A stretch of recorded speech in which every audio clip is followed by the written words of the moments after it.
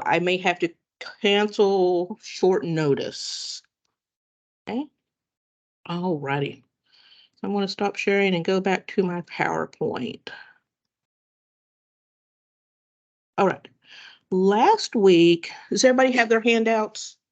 Okay. Last week we covered quite a bit. I have tried to do this in a 1-day lecture, and there is just way too much stuff, and I can't talk afterwards. What are we seeing on the screen? I wish that would stop doing that. Yeah, okay, there we go. So we're going to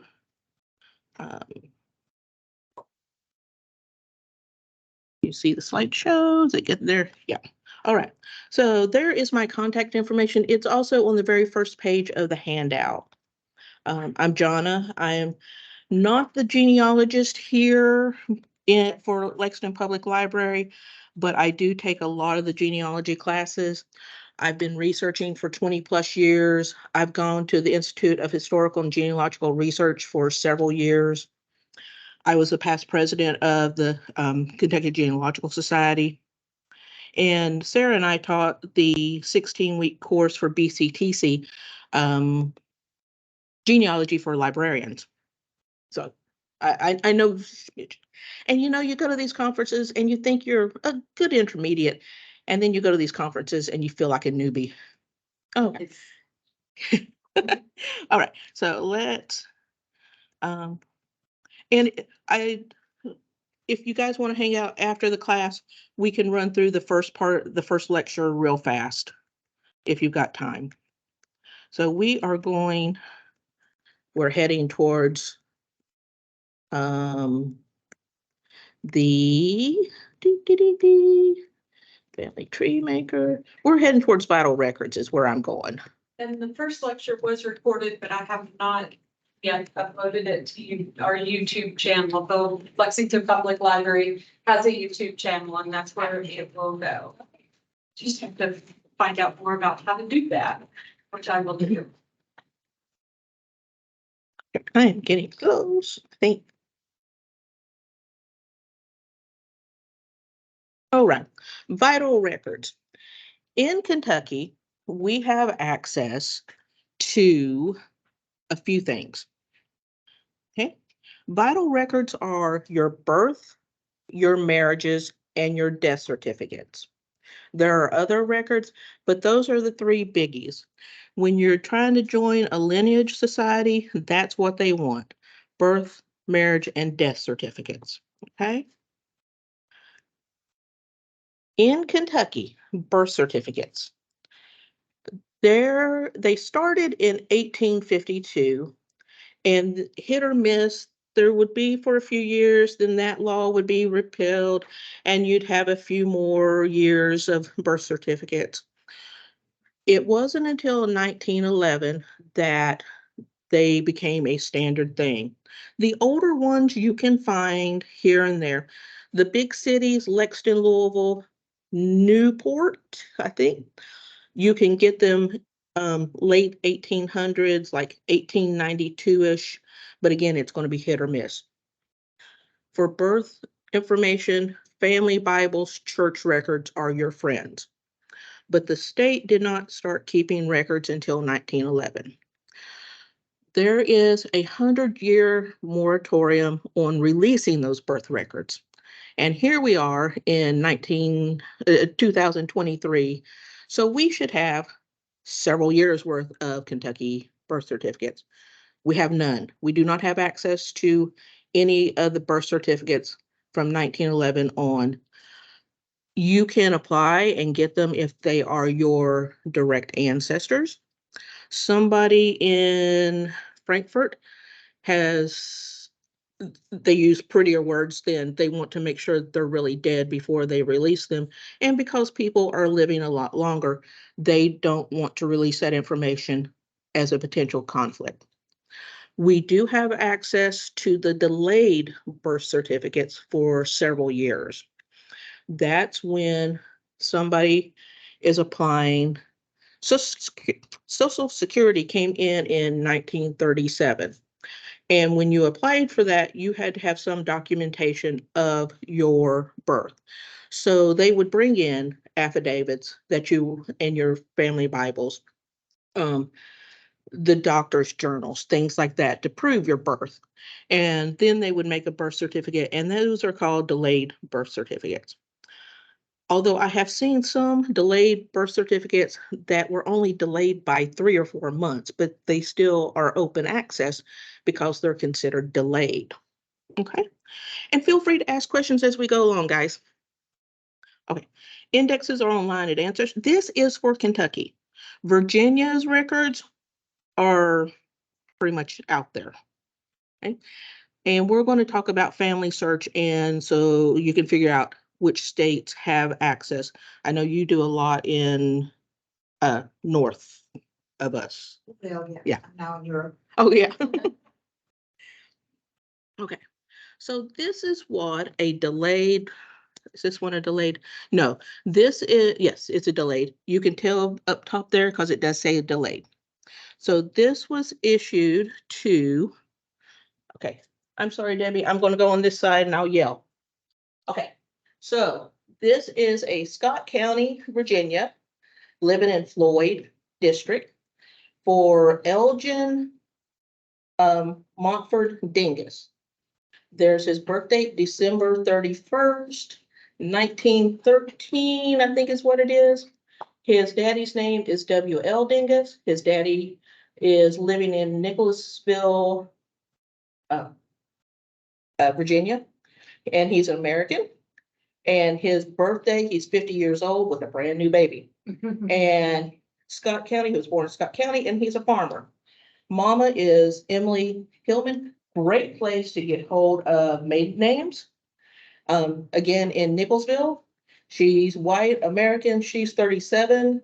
Remember, yeah, it seems logical. She was born in Russell County.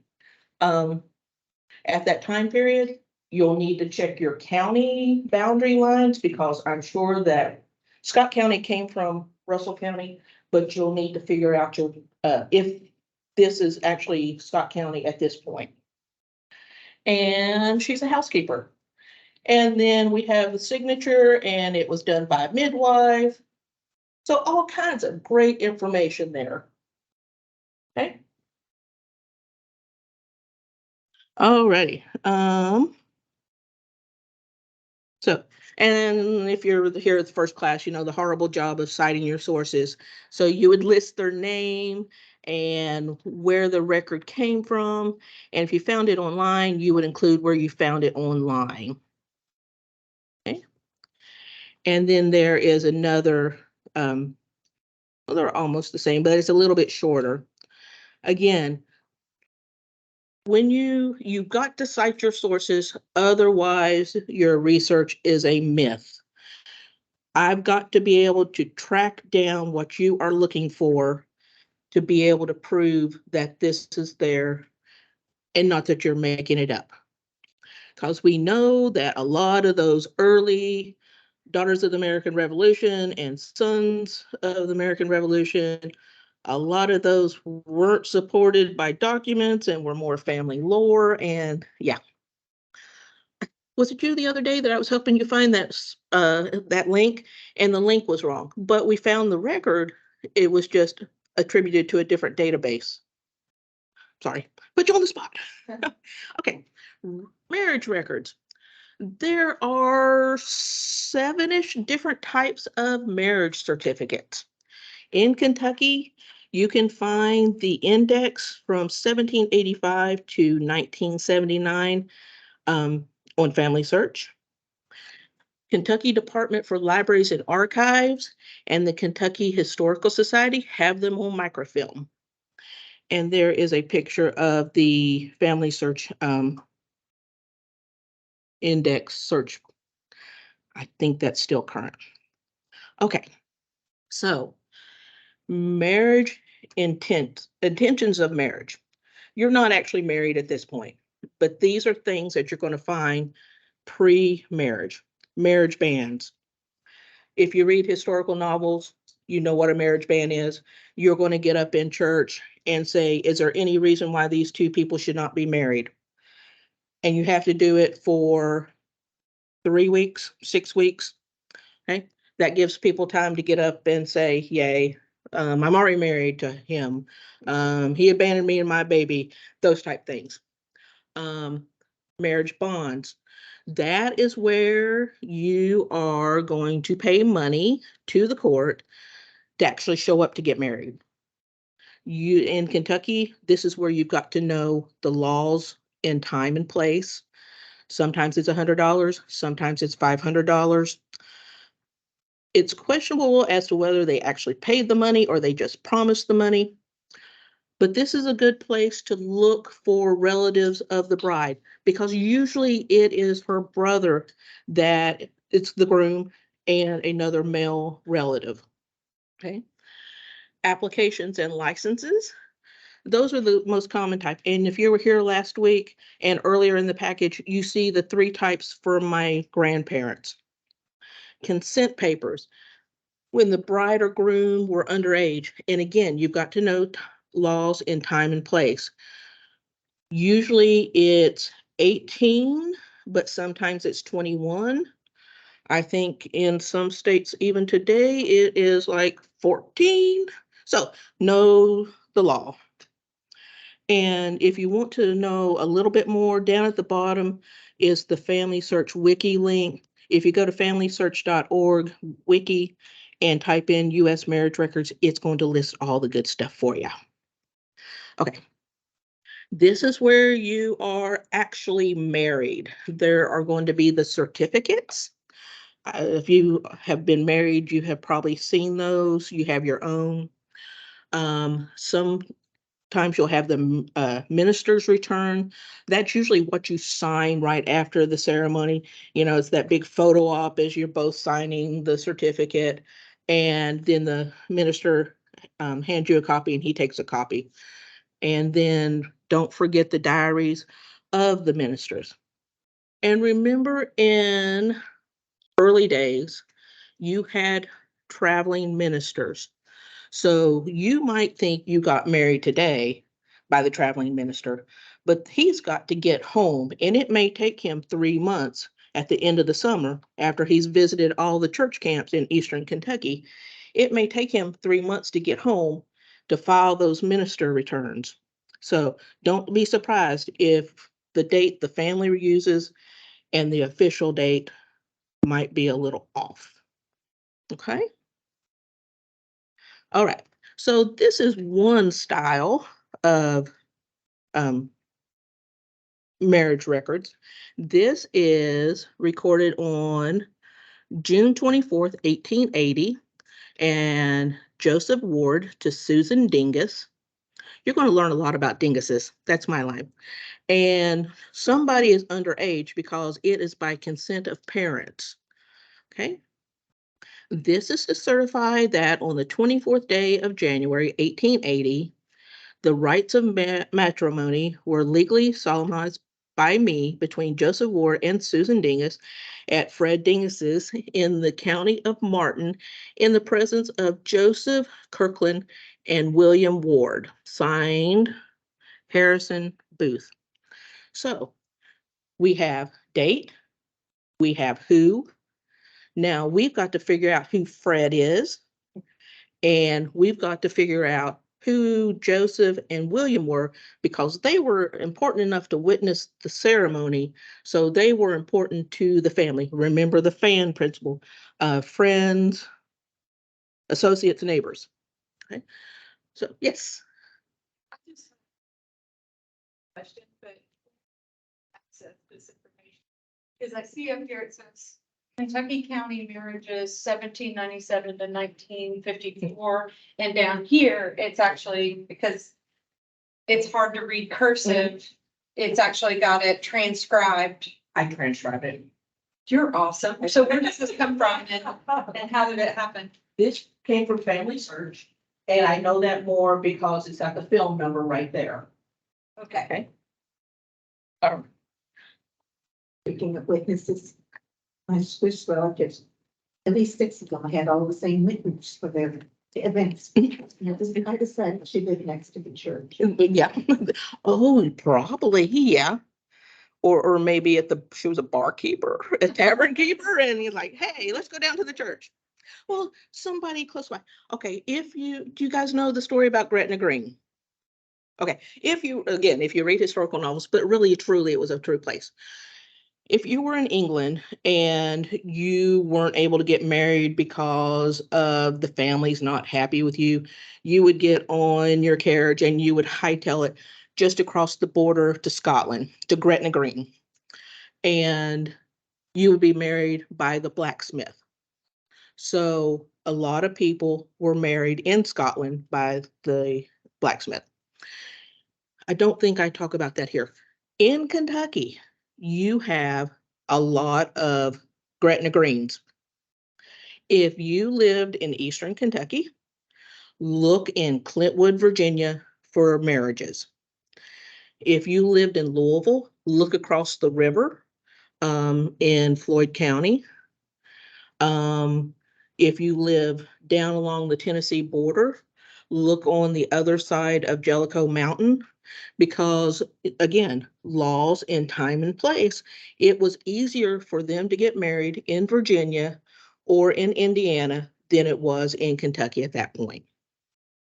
And in modern day, there are always, Vegas was a popular place for a long time, and Florida is always a popular place to get married. During the Depression, there was a lot of people going somewhere, so they would have to have a wedding and expect this. There you go. I hadn't thought about that, but yeah. Okay. All right. And here is another type of marriage certificate, marriage record. Martin County, and the clerk's office of the county court for the county of Martin. Date of marriage, February 14th, 1917. Place of marriage in Ivy. Full names of parties, Elijah Dingus, Nancy Jane Justice. Age of husband is 49. And it says he's divorced. So there's another clue that we've got to go find out who the first wife was. Age of wife, 52, and she is widowed. So we've got to figure out who her deceased husband is. And he was born in Martin County and they live in Ivy. And I didn't transcribe all of it, but her parents are John Dingus. So there is a ton of information right there that would help us add more information about our ancestors to our tree. Remember, we don't want to be genealogists, we want to be family historians. Okay. All right. Death records. Okay. Death. Marriage. I got a marriage certificate from my parents, and it's their official one, but it doesn't list their parents on it. It depends. Tennessee does not list parents. This is Kentucky. Oh. It was in Carroll County, Kentucky. Huh. And it doesn't list the official one, Does not. list their parents, so I need to get some kind of like alternate Yeah. source that lists Mhm. their Yeah. parents. Well, and another little known, and you do have to pay for it, and I don't know how much it is these days, but you can write off and get their Social Security applications, which would list parents, another good source for parents' information. Okay. So this is a death certificate. Oh, okay. Kentucky death records are online at Ancestry from 1852 to 1965. Again, they're also at KDLA, Kentucky Historical Society, and we've got them downtown in the Kentucky room. We're doing a much better job of getting them out. There's a 50-year ban on death certificates, and that's why we only have them up to 65. We're a couple years behind, but with COVID, that's understandable. Okay. Okay. And here is a death certificate, and this one came from Ancestry, from Greenup, for C.W. Dingus. He's male, he's white, he's married. His birth date, his age, He was a farmer and he owned his farm. And then it's going to talk about his parents and it's going to talk about his cause of death. The only thing on this record, going back to last week, that is primary information is the date of death. Everything else on a death certificate is considered secondary information unless it's a stillborn or just a few days old child. We do know who's giving this information. Eunice Dingus, who is probably his wife, maybe, but we want to figure that out. And we don't know if she knew that information. She could have. It could have been the information he thought he knew. His daddy's name was Henry, and his mama's name is something I can't see from my teeny tiny screen. Is it Nancy?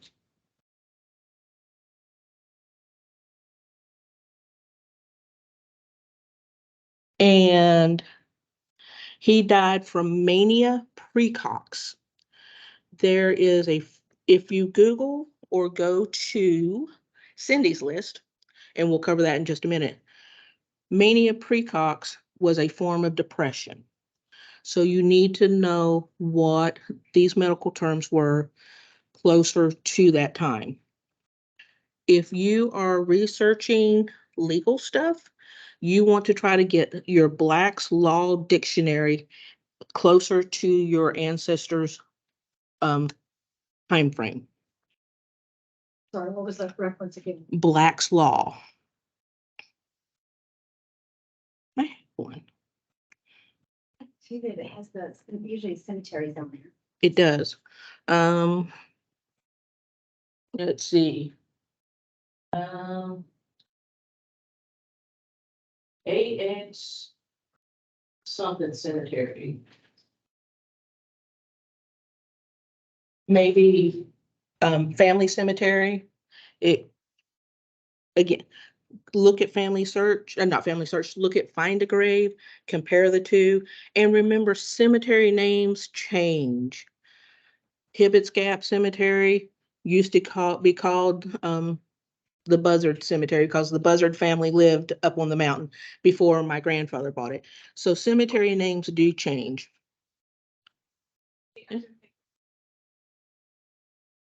Cool.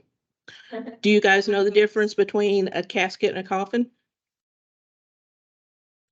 And that's a teaser for the cemetery one. Coffins are mass produced and are square. Caskets are more body shaped. And usually caskets are built for a person.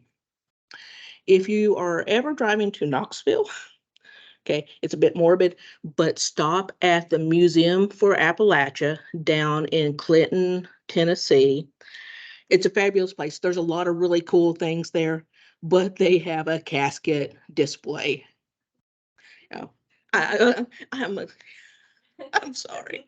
They dig them up. I don't know.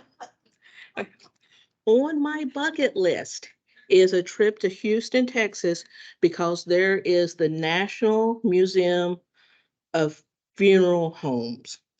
And they have a timeline of funeral homes by, they've got them set up like you would like a Victorian funeral home, those type things.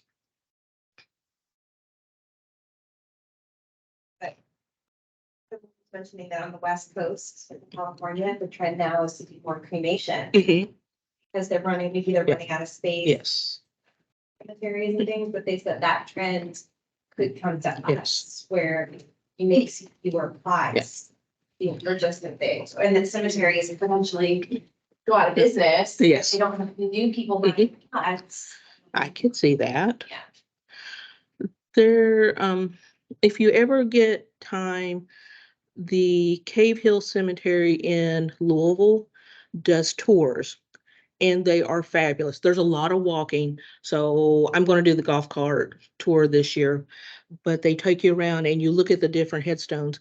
And one that I had not seen, they have a boulder garden where they have drilled cord out of the rocks and put a tube in there, and then your cremains go inside that rock, which I thought was kind of cool.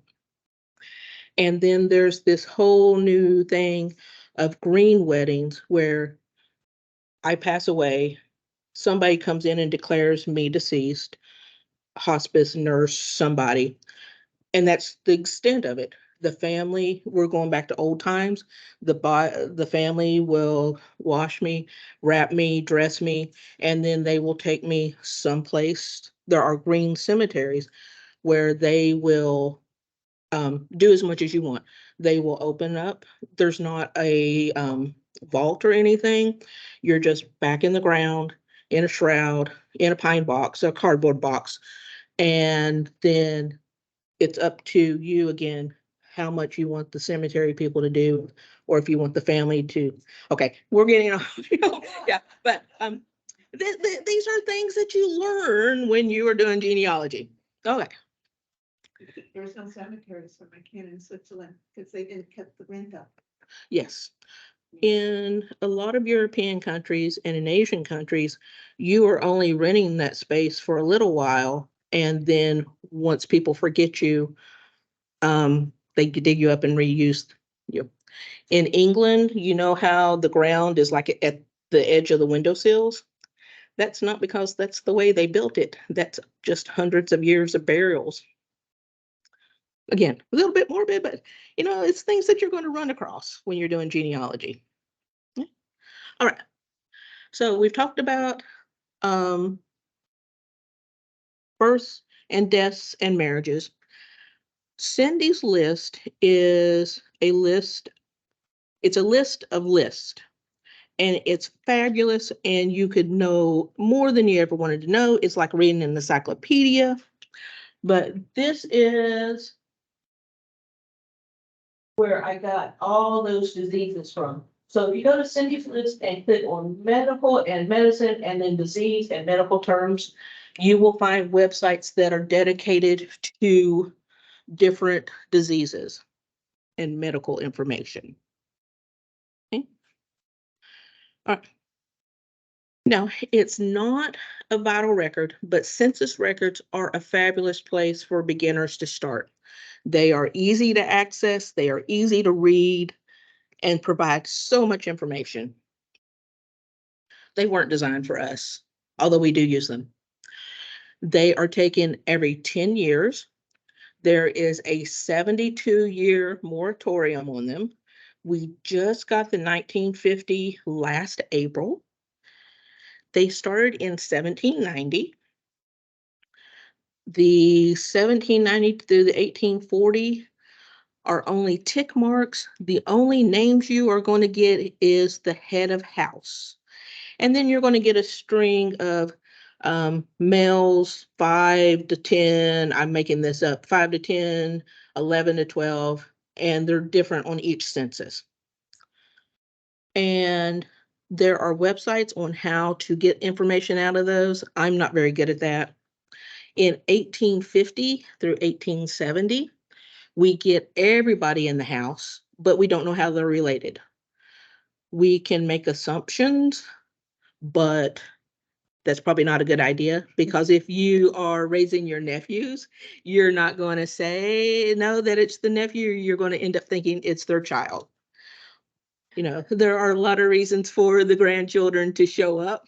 Yeah, they could be grandchildren. They could have parents could have died. They could be living closer to town, so the school's there and the kids have a better chance of a better education if they live with grandparents. You just don't know. 1880, that's when it starts to get good. That's when we see the relationships and we can start proving information. 1890 census, there was one copy of it and it went to DC. They destroyed all the rest when they were taken at the state level. 1890, DC, fire upstairs, water, water, water, water, water. mold, mildew. 1890 is destroyed except for just a few fragments, and Kentucky is not one of them. 1900 to 1940, still getting a little up. I did not update this slide. Lots of good information, and the 1950 was released in April of 22.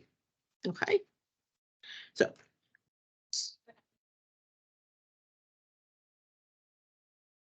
mhm. Yeah. So it's. Yeah. And only the 1940 census will tell you who actually provided that information. This information could have been provided by the person down at the general store. It could have been provided by the next door neighbor. So, that's why you've got to do more research. Don't rely on just one set of records when you're doing your research. If you want to know everything there ever possibly was about the census, go to www.census.gov and look for this Measuring America book. It's a booklet. It's several hundred pages. It tells you what the enumerators instructions were. It will tell you what questions were asked and how to fill out the form. We didn't do the census records class this year, did we? No. Maybe we'll do that in August or September. Well, we did the 1950s. Yeah, we did the 1950s. Yeah. Specifically, but not. Yeah. So you can access from home, if you're willing to pay for it, Ancestry, or you can come hang out with me here at the library and use the library's library edition. There are limitations. You can't build a tree, but you can access all the records that I would be able to get with my subscription. There are a few free databases on Ancestry, and you would just need to create a little free account. And then that's what it looks like with the welcoming page. Okay. This is the search. Now you would just go, and we're going to go live in a few minutes. So this is their search box. Look what their search box looks like now. Remember, don't overload it unless you're getting a trillion hits. Start with a name and a location and see what you end up with. You can add more, you can take away more to pinpoint your searches. Okay. All right. So here is the one for Papa. I put in John Dingus, and these are the hits that I get when I am looking at his account. So the top one is a World War II draft card for young men. And those are good.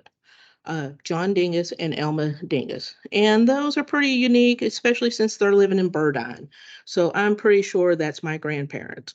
And then it goes through and it lists all kinds of other records that may or may not apply to my grandparents. And remember, this is where your detective skills come in. Don't trust these tracers. Think back to old card catalogs where they had the tracers at the bottom. That's exactly what these are. These are things that the computer has said, these might be good matches, but that's not always the case. Okay. So I opened up this record here. This is the 1950 census, and it's almost impossible to read.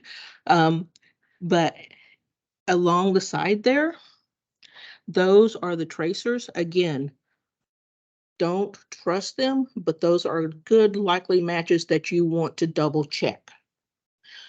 And the indexes, don't trust the indexes, because if you notice, here at the bottom, they did do this one. The other one did.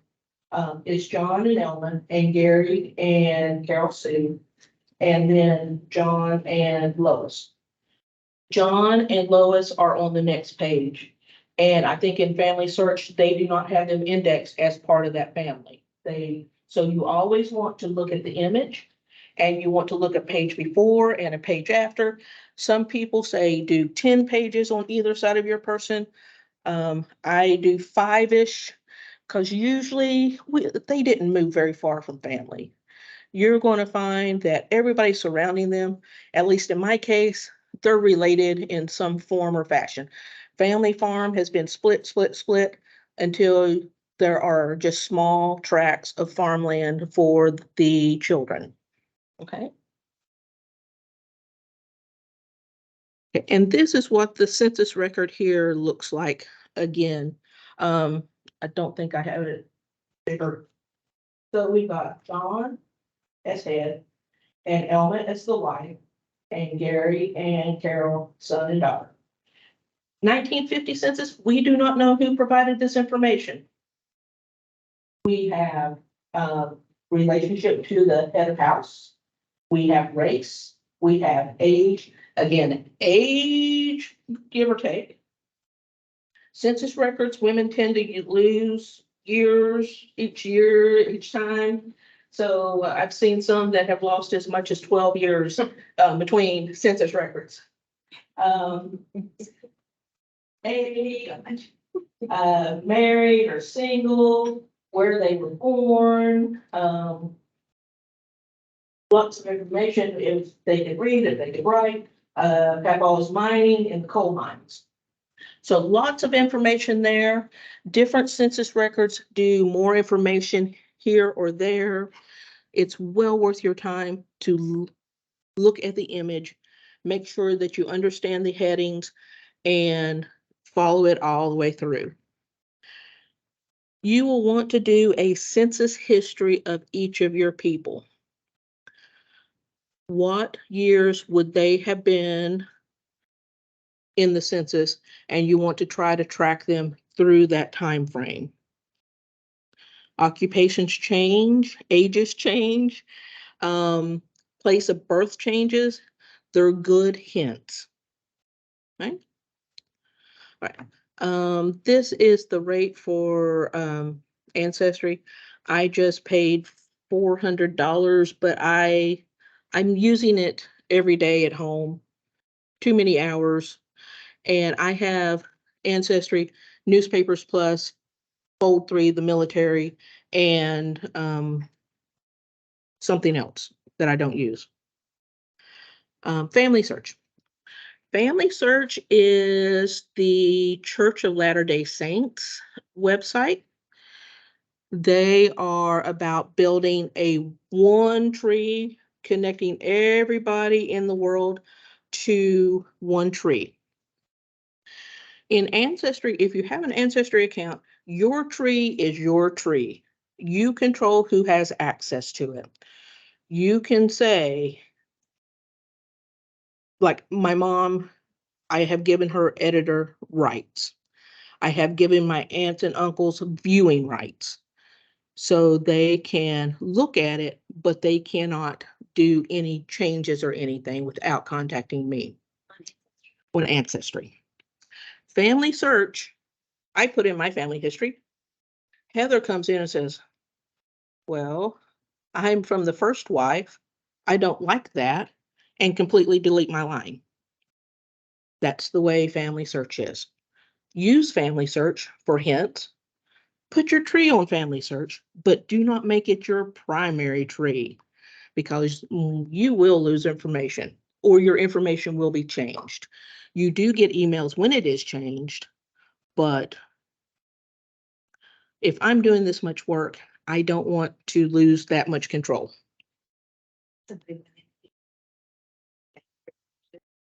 Yeah, there he goes. Yes. Yes. So if you're not of that same religion, Mhm. then you're, that doesn't matter. Doesn't matter. Family Search has 3-ish levels of access. What you can access from home for anybody and everything. There is the affiliate library, which the Kentucky room is, the branches are not. And then there is the library down on the corner of Tate's Creek and Alumni at the Church of Latter-day Saints. And then church members have mostly full access to it. So there is plenty to keep you busy as just open access and going downtown. I could research 24 hours for the next 20 years and still, it kills me when people come in and say, well, I did that last week. It's like, no, you didn't. I have been doing this for 20 plus years and I am nowhere near done. And I have a lot of people in my tree. Okay? And this is what their search looks like now. And this is, okay, Ancestry is the devil I know. I am not as well versed in family searching as I should be. So I put in John Dingus and his birthday 1915, living in Letcher County. And I got all kinds of other things in there. So with family search, you've got to be much more aware of the records and make sure that they actually match. So I've got John Dingus in the 1920 census with Luther and Florida. So I know that's him. The next one down is John Dingus, born the 1910 census. He wasn't born yet, so I know that's not him. And the parents are John and something I can't read on this tiny screen. And the next one down is a John R. And so I know that that is not my line that I'm tracing with my direct line with my grandfather. And this is the census record that I was telling you about. This is the one where they have lobbed off Uncle Brownie and Mama from their index because they were on the next page. My mother wasn't upset that she was in the census record. She was upset that the census taker had put those two babies on the next page instead of with the family. My mama. And again, you've got the tracers over here, but they were not as well defined as they should have been. Okay, so that is the end of the PowerPoint. Let's go live and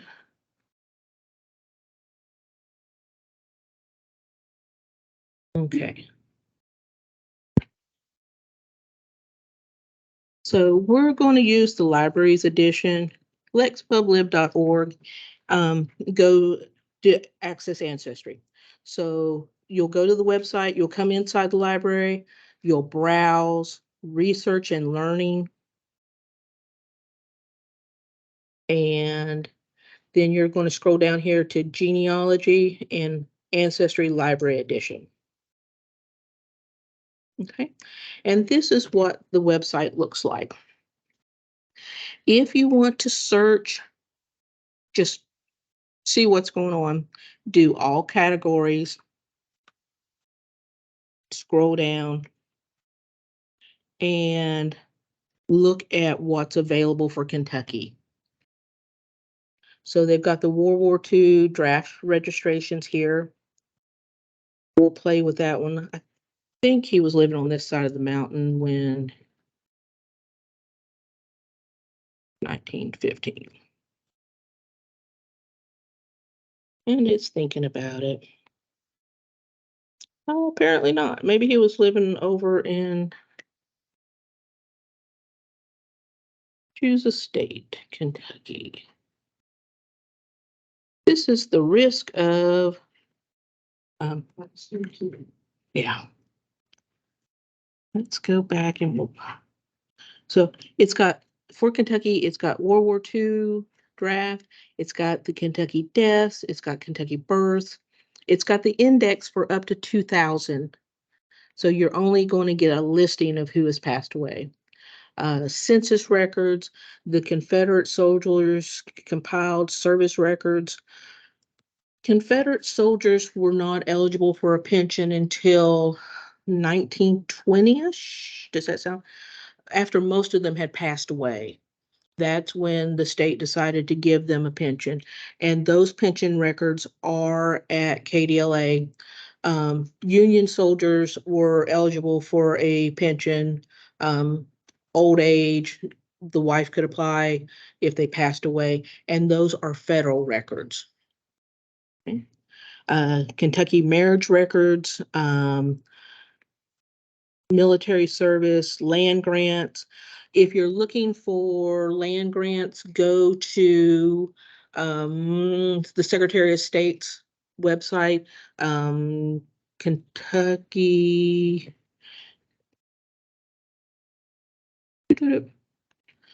sos.ky.gov. Yes, and all the land records are right here under Land Office. Okay. Um, soldiers, soldiers, soldiers. And it just goes on and on and on. Okay.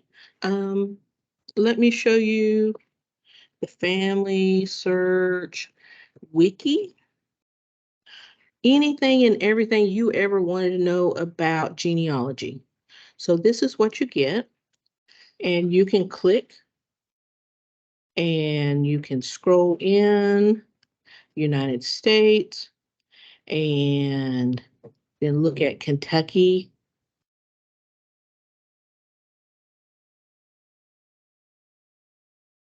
And doop. Okay, so here's all the information about the history of Kentucky. Then over here on the side, it's going to tell you, give you links to records in their collection, and sometimes even records from other locations. Guardianships. If you, doop, it's thinking about it, and it will tell you where to find guardianship papers. Guardianships, even though the mother was still alive, until the child reached its age of majority, the courts would appoint a man to oversee the finances, especially if there was land or money involved. And it would tell you how to find those. Okay. Um, Land and property. It's going to give you a breakdown where to find land, where to find property information, and all kinds of good stuff, the history of where to find land. So make the wiki your friend. I used to tell you to make Walter Bowman your friend, but he left the KDLA and he's with military affairs now. So now you have to make Rusty your friend. He replaced Walter. Alrighty, guys. Is there anything, any questions? Does anybody want me to help you find anything? Kentucky Departments for Libraries and Archives. The address is in the handout somewhere. There are two.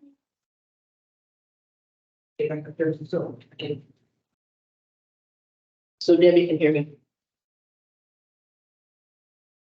And Debbie, if you email me, I can send you the handout. Kentucky has two big repositories. Kentucky Department for Libraries and Archives is how your ancestors interacted with the government.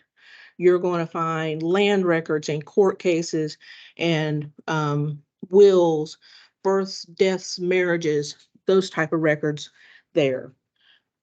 The Kentucky Historical Society is more family publications, some government things, but more indexes and how-tos and published family histories there. Okay.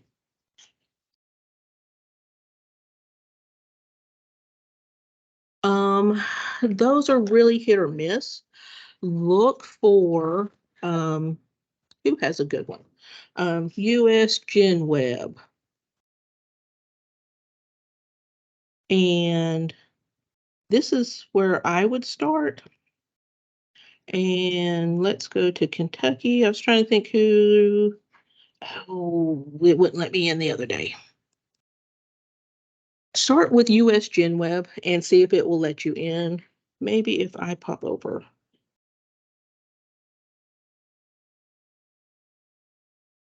Let me see if it's going to let me in before I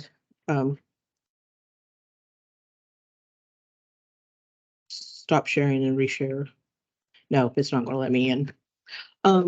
US Gen Web is volunteers who have signed up to take over a county, and they are going to collect a hodgepodge of stuff. They're going to do indexing. They're going to go out and look at family Bibles. Start at see if there is a WPA Bible project in the county that you are looking for. Contact the Historical Society. But that was one of the things that the WPA did. Does everybody know Works Project? There's WPA and then there's the CCC. WPA did a lot of road stuff, but they also did a lot of clerical stuff. They were doing transcriptions of census records, and they were going out and asking people and transcribing Bible records. I have found a number of WPA transcriptions in Clintwood. So that's a good place to start. Look, have you DAR, Daughters of the American Revolution? Yes, DAR. We used to have a library program, which was not DAR, but DRA. So I always have to double think when I'm talking. Look and see if your ancestors have a record, and then you can purchase the paperwork that was used by your cousins to get into the daughters. Okay. And usually those would have copies of family Bible records or would reference them. Okay.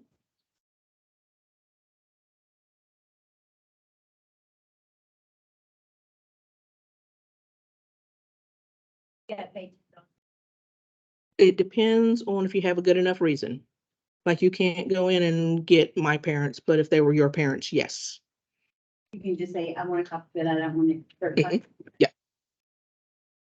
Going in person or manual or.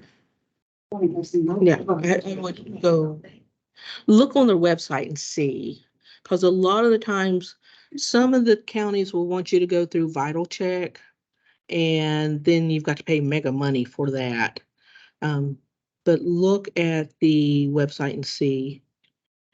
I know with COVID, you couldn't walk in, and I'm sure they're still backed up. Some of the federal agencies have a 3-year backup wait now. There was just nobody in the office and everybody was sitting at home doing genealogy. And yeah, so there was nobody to fulfill these requests. And like the Kentucky Department of Libraries and Archives, check their hours before you go. They were closing for lunch, but now I think they're open for lunch and closing a little early. So kdla.ky.gov.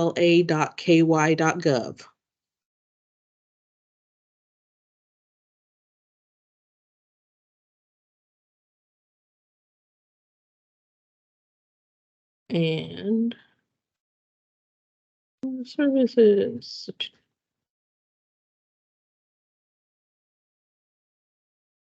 And Rusty is the new person.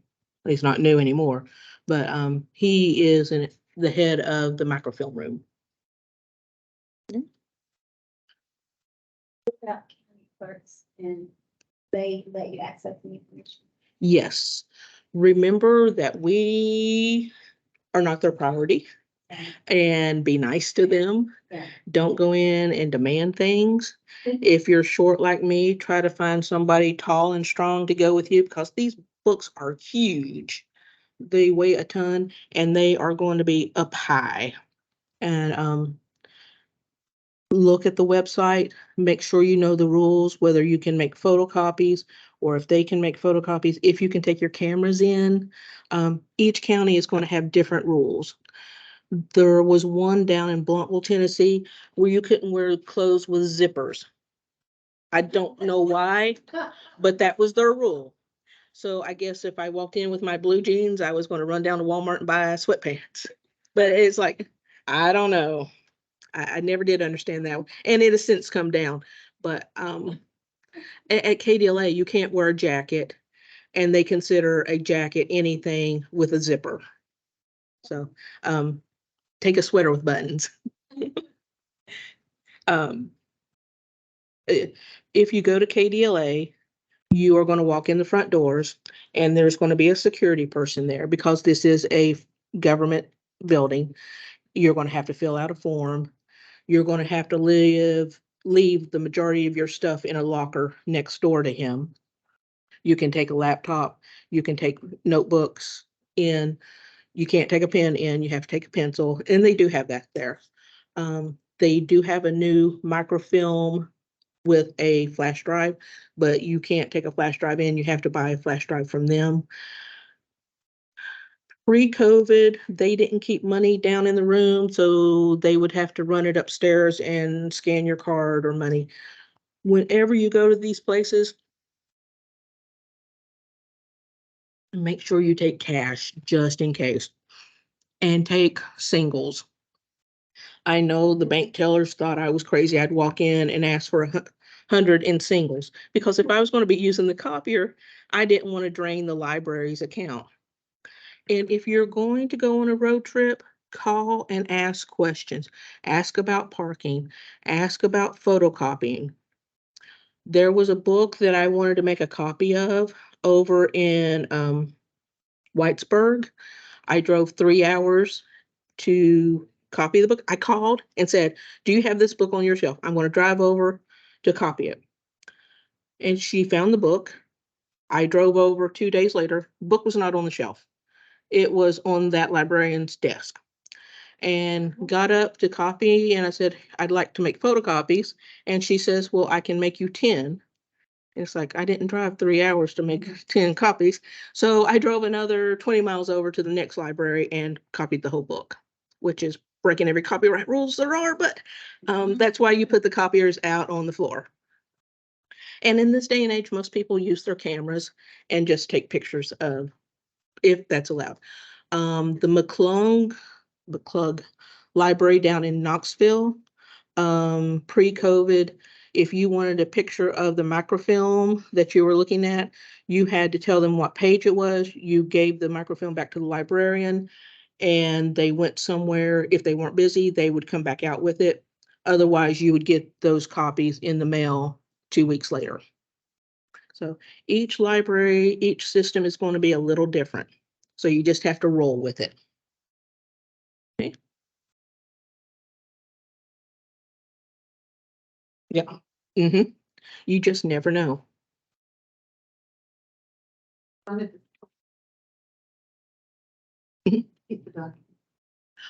Um, Nathaniel Goodwin, who writes murder mysteries, genealogy-based murder mysteries, and he's based in England. So you're getting a different perspective of research facilities there.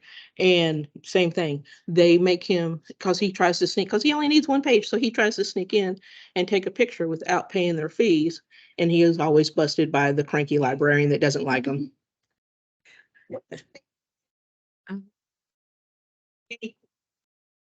Goodreads.com. Okay. You can see all the trash I read. Um,